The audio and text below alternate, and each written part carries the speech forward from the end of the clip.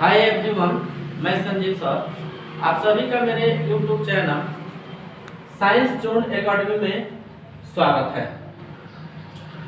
आज हम लोग जो है इस वीडियो में क्लास 12 सब्जेक्ट केमिस्ट्री के चैप्टर इलेक्ट्रोकेमिस्ट्री का जो टॉपिक नेम है क्लोजन के बारे में पढ़ेंगे, जो बहुत ही इम्पोर्टेंट टॉपिक है, जिसके बारे में हम विस्तृत जानकारी लेते हुए इसके बारे में अध्ययन करते हैं। तो हम लोग को क्लोजन के बारे में पढ़ना है।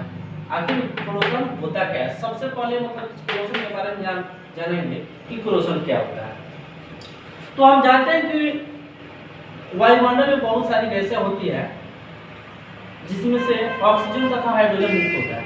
उसके अलावा भी कुछ गैसें होती है जो किसी धातु का संचालन करने में सक्षम होती है। तो यहाँ पर हम जानेंगे कि क्लोजन क्या होता है। क्लोजन में लिखा है कि वायु के ऑक्सीजन का फार्मूला O2 होता है। उसके बाद से है कार्बन डाइऑक्साइड CO2, उसके बाद से जल वाष्प, क्योंकि जब वाष्प के रूप में जाता है तो उसका भी फार्मूला H2 होता है। उसके बाद से सल्फर डाइऑक्साइड SO2 और हाइड्रोजन सल्फाइड H2S ETC। ये सभी जो होते हैं धातु के साथ रासायनिक अभिक्रिया करते हैं। जैसे ही धातु के साथ रासायनिक अभिक्रिया करते हैं तो रासायनिक क्रिया होने के फलस्वरूप उस धातु के बल में क्षीणता आने लगती है, अर्थात वह धातु धीरे धीरे क्षीण होने लगता है। उसी को हम लोग धातु का संचालन कहते हैं। इसके उदाहरण के लिए हम समझेंगे तो सबसे पहला जो उदाहरण है वो होता है लोहे में जंग का लगना, जो सबको दिखाई देता है। इसके अलावा भी कुछ धातुओं में संचारण होता है, लेकिन उसको लोग समझ नहीं पाते। जैसे में दूसरा में उदाहरण में लिखा है कि चांदी का मलिन होना। चांदी जो है अपने जो है कलर को खो देता है, उसी को हम लोग बोलते हैं चांदी का मलिन होना।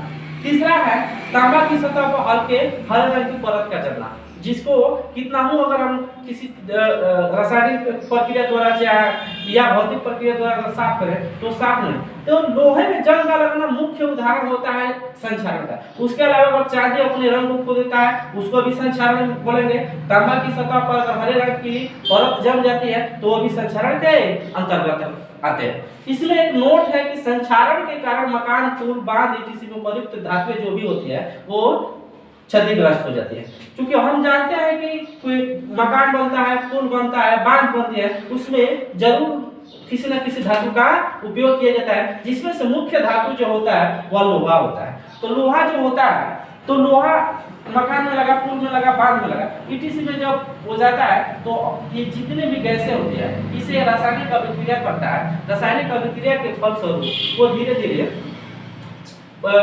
जो धातु होती है उसकी जो है जो क्वालिटी होती है धीरे धीरे क्षीण होने लगता है। क्षीण होने के फलस्वरूप उसका जो है संचारण होने लगता है, और संचारण होने के फलस्वरूप जब पूरा वह धातु अपने क्वालिटी को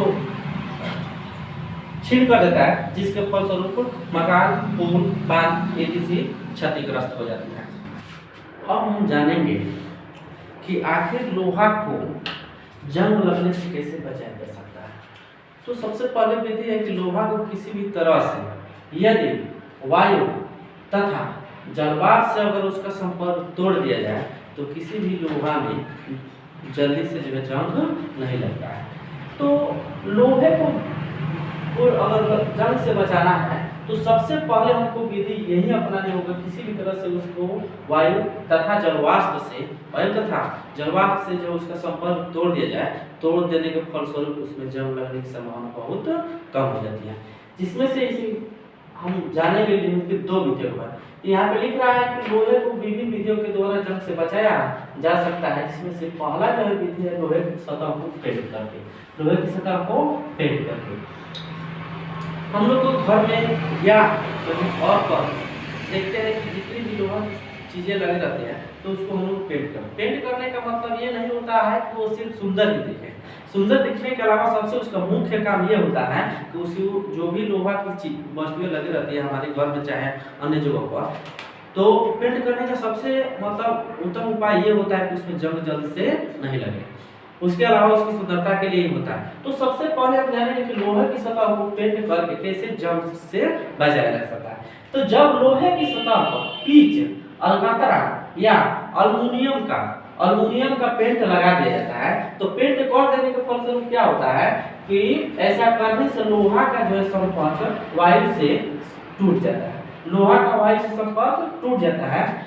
इस प्रकार लोहा का संक्षारण नहीं हो पाता है और न ही संक्षारण होता है और न ही लोहे में जंग लगता है। तो ये हो गया पहला कि अगर किसी भी लोहा की सतह को अगर पेंट करते हैं तो उसमें जो है उस होती क्या है कि लोहा का जो है वायु से संपर्क टूट जाता है और वायु से संपर्क टूट जाने के कारण उसका संक्षारण नहीं हो पाता है और संक्षारण नहीं होने पर लोहे में जंग नहीं लगता है। दूसरा होता है लोहे का जस्तीकरण करके। ये बहुत ही थोड़ी सी महंगी विधि होती है लेकिन फिर भी होता क्या है, लोहा का जस्तीकरण करके।